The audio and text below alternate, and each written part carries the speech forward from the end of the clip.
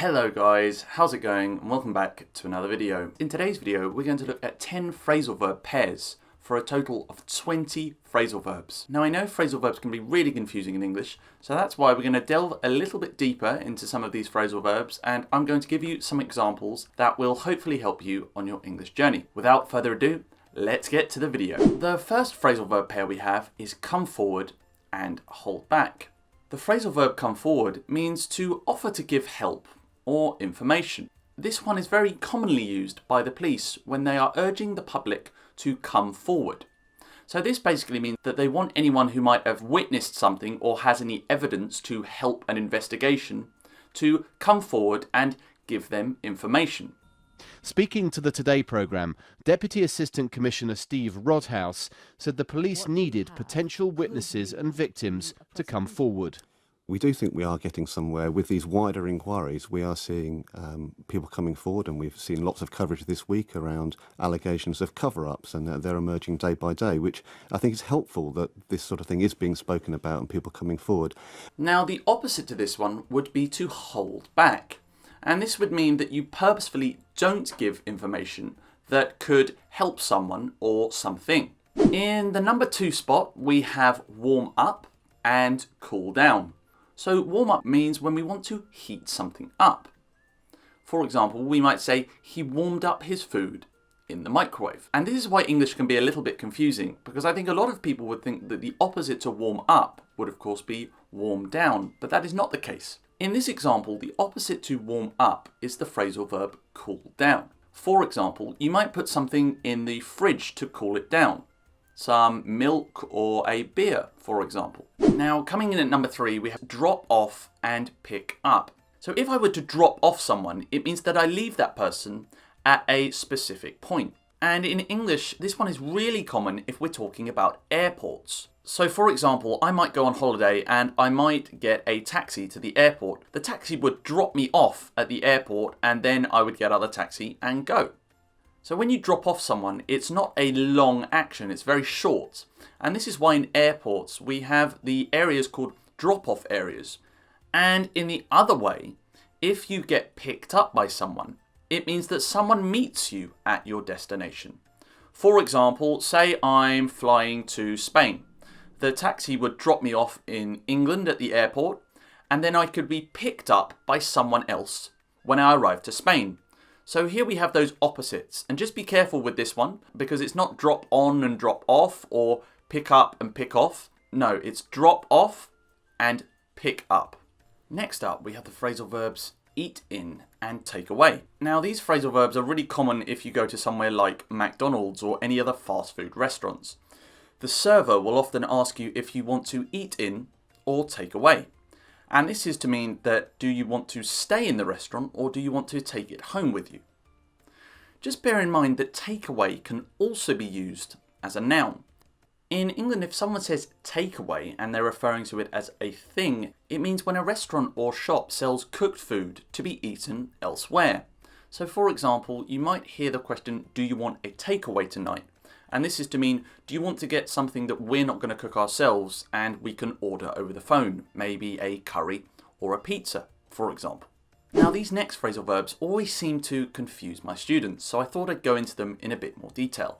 These are get in, get out, get on, and get off. So for get in and get out, I want you to think of smaller things. For example, cars, taxis, small boats such as canoes, or rowing boats. For get on and get off, we're talking about bigger things or bigger modes of transport. For example, the metro, or in England as we like to call it, the tube.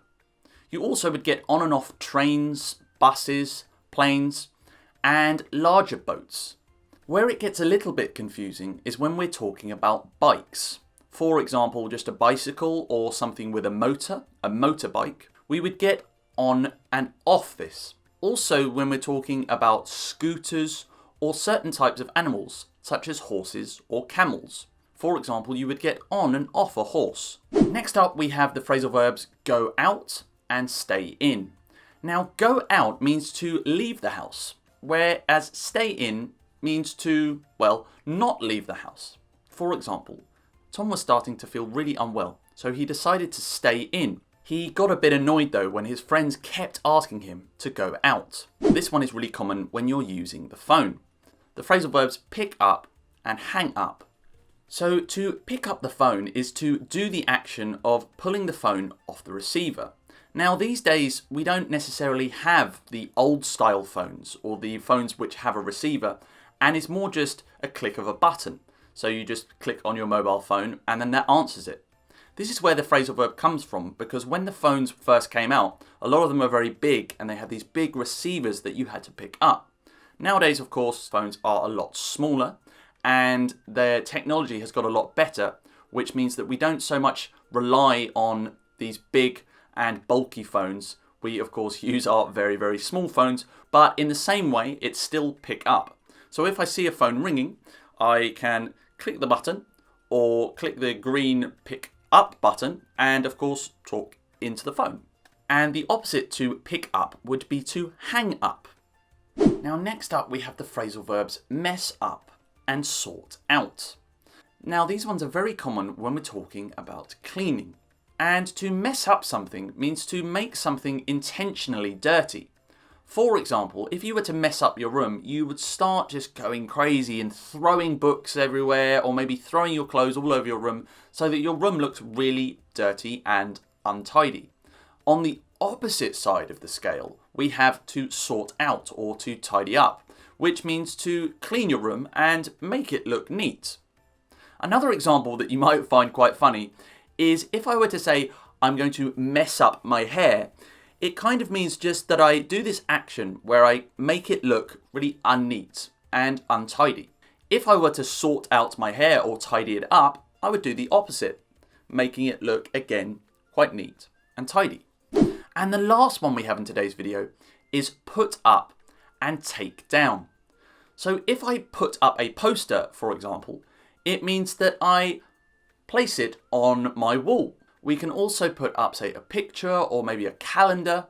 And of course, take down would be the opposite. If we don't want to see it anymore, we can simply just remove it from the wall. For example, you might say that Jim decided to put up his brand new poster that he bought at the shop. However, when his girlfriend saw it, she immediately asked him to take it down because she didn't like it. So there we are, guys. There are 10 phrasal verb pairs for you there, and I hope this video really helped you understand those a little bit better. If you have anything else you would like me to do in future videos, why not leave me a comment in the comment section down below. Once again, thank you so much for watching, and I will see you next time.